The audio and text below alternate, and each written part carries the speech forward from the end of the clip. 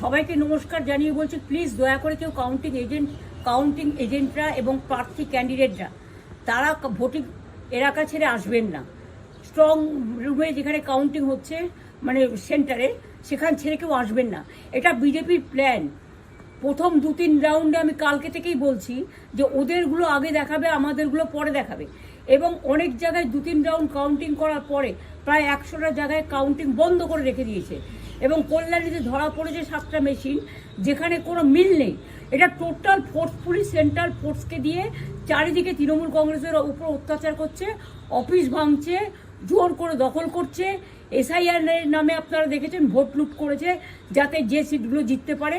কিন্তু এখনও এমন 70টা সিট আছে, 100টা সিট আছে যেগুলো আমরা এগিয়ে আছি, সেগুলো বলছে না।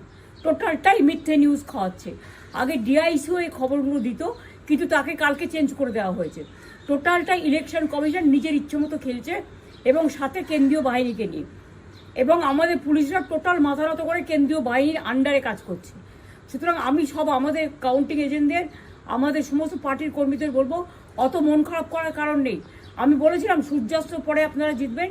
3 রাউন্ড 4 রাউন্ড কাউন্ট হলেও এটা 14 রাউন্ড থেকে 18 রাউন্ড কাউন্ট হয়, তখন আপনারা জিতবেন। Wait and see, watch. আমরা সবাই আপনাদের সাথে আছি, আপনারা কেউ ভয় পাবেন না, নিশ্চিন্তে থাকুন। আমরা বাঘের বাচ্চার মতো লড়াই করে যাব।